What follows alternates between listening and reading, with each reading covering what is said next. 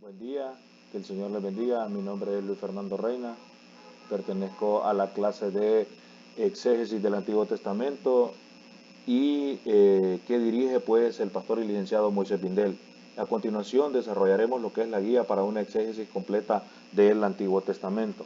El paso número 1, seleccionar el texto. Génesis 19:26 nos narra: entonces la mujer de Lot miró atrás a espaldas de él y se volvió estatua de sal. Confirme los límites del pasaje. Vemos a través de las tres versiones de la Biblia utilizadas que pues al leerlo de manera detenida miramos pues que no altera cada una de las lecturas de las Biblias utilizadas, no altera el pasaje en sus diferentes versiones y sacaremos entonces lo que son las conclusiones del cuadro comparativo de las diferentes versiones de la Biblia. Después de haber efectuado una comparación con las distintas versiones de la traducción de la Biblia, podemos establecer los límites de Génesis 19:26. Vemos que el pasaje en las tres versiones posee una unidad completa y genuina en sí misma. No encontramos ninguna variación del texto que altere la unidad esencial del texto. Ahora, el paso número 2, haga una traducción provisional, siempre utilizando las tres versiones anteriores mencionadas de la Biblia, que es la Biblia del oso, la Biblia hebraica y la Biblia Reina Valera antigua. Vemos las palabras que se repiten, en este caso la palabra mujer en cada una de las tres versiones. Hay algunas palabras que solamente se repiten en dos de las versiones. Por ejemplo, la palabra Lot, como podemos ver, solo se repite en la Biblia del oso y en la Biblia Reina Valera antigua. En lo que es la Biblia hebraica solo se refiere a Lot como la mujer de aquel. También miramos o vemos la palabra miró, que sí se repite en las tres versiones. La palabra espalda solamente se repite en lo que es la Biblia del oso y la Biblia Reina Valera antigua. La palabra volvió eh, se repite también en la Biblia del oso y en la Biblia Reina Valera antigua.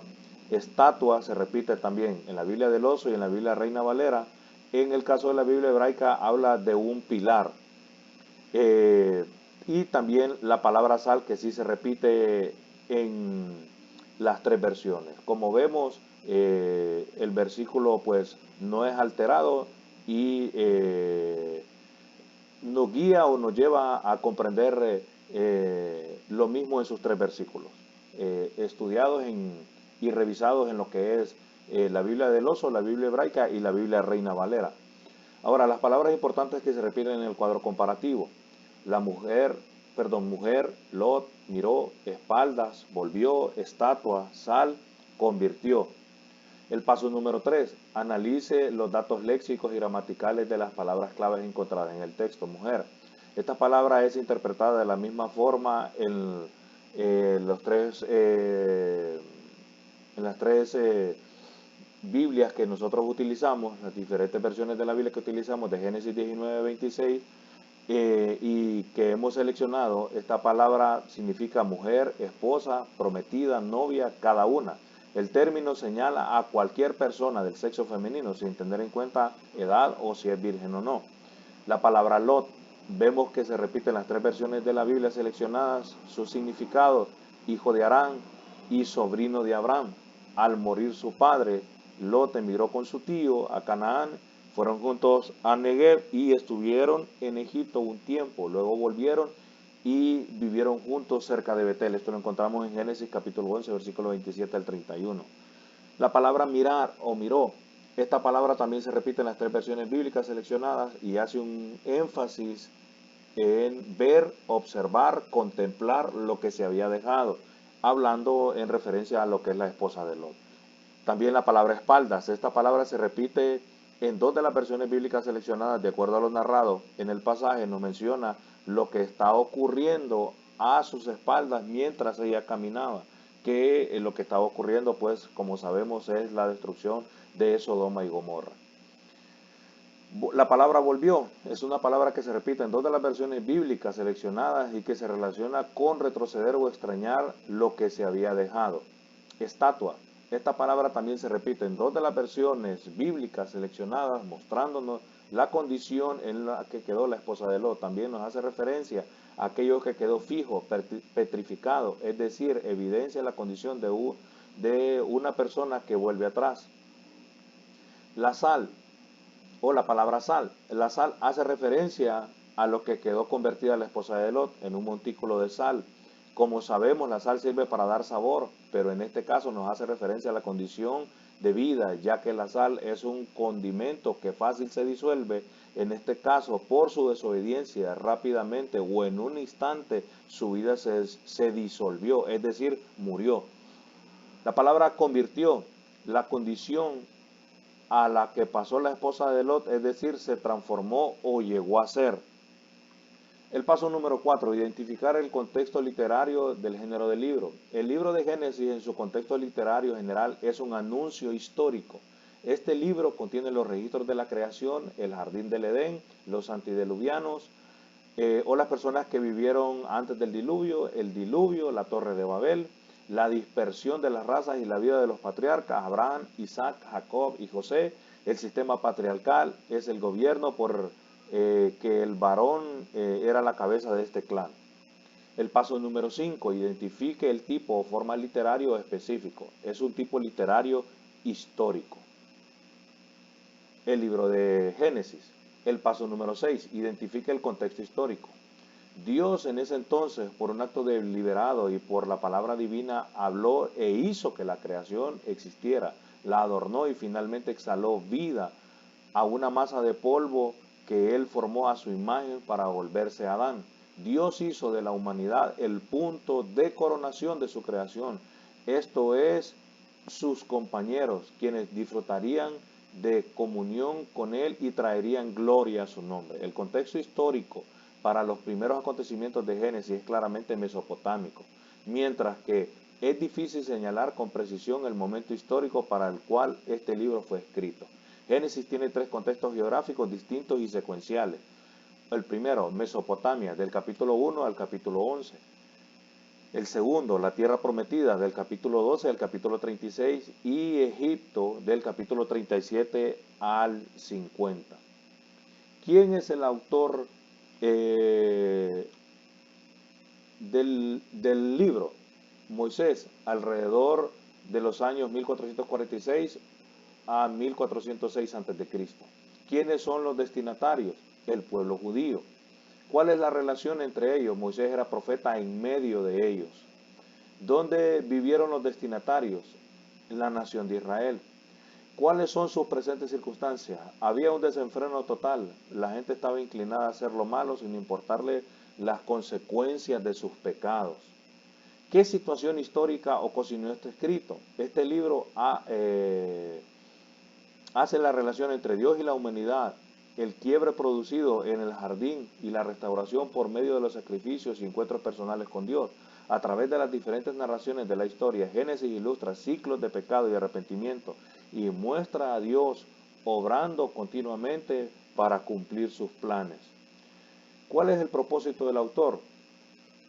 Bueno, en primer lugar, mostrar a Dios como el creador de todo lo que existe, la creación de los seres humanos a la imagen de Dios y la naturaleza. 2, las consecuencias de la desobediencia humana. 3, el principio de los pactos divinos. 4, la elección de Dios de un pueblo mediante el cual bendeciría a las naciones.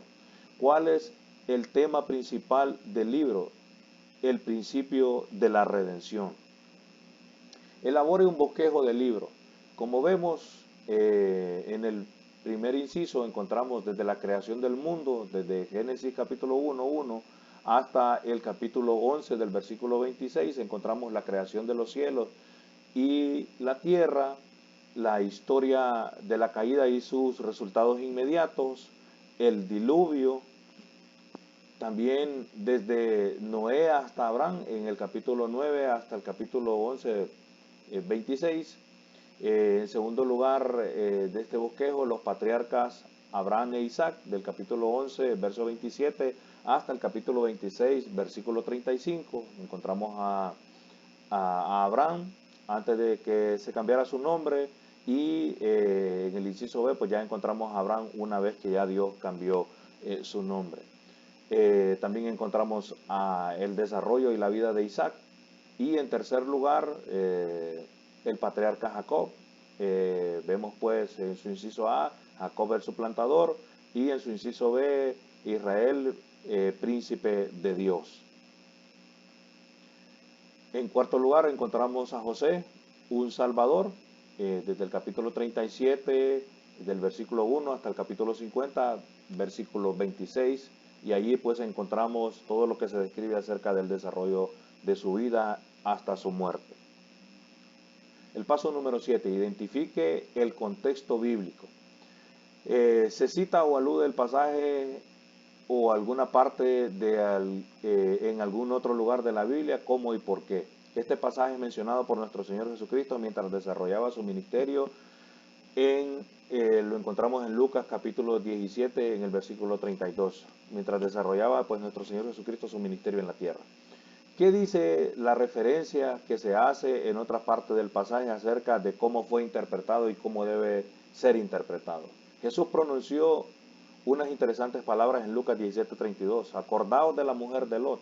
En otras palabras, ningún cristiano debe de tener un corazón como el de la esposa de Lot. Cuando vemos el fin de los tiempos, un corazón que anhela un mundo corrupto y pasajero, un corazón que de cierta manera lamentará el juicio que Dios traerá sobre Israel. Necesitamos mirar hacia adelante, hacia nuestra salvación y no hacia un mundo pasajero que está listo para el juicio. El paso número 8, teología. Ubique el pasaje teológicamente. ¿Dónde encaja el pasaje dentro de todo el corpus de la revelación que constituye la teología cristiana? Este pasaje encaja dentro de la doctrina del pecado. O sea, en teología sistemática nosotros lo ubicaríamos en armateología, que es la doctrina que estudia el pecado, que es parte de la teología sistemática, la cual nos enseña las doctrinas reveladas en la Biblia. ¿Bajo qué pacto encaja? Bajo el pacto mosaico. Están algunos aspectos limitados en parte o en su totalidad al antiguo pacto, como por ejemplo ciertas prácticas de culto o ciertas reglas para las responsabilidades tribales. Este pasaje nos permite ver el apego y la conexión a lo largo de la Biblia con el pecado, no solamente en el pueblo de Israel históricamente, sino implícitamente en la iglesia. Encontramos a la mayoría de los escritores bíblicos haciendo énfasis para que el pueblo judío y a su vez la iglesia no caiga en el pecado. Analice la contribución teológica de este pasaje. La contribución teológica que nos proporciona el pasaje de Génesis es de mucha importancia porque podemos ver el interés de Dios de salvar a la humanidad, pero a su vez castigar el pecado, evidenciando su justicia. El paso número 9, literatura secundaria. Y aquí yo tomé este apunte que hizo Adam Clarke.